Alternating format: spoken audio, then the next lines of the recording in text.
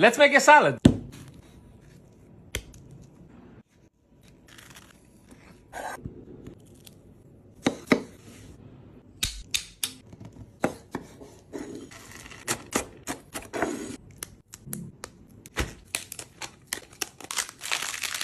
Yes, with your hands.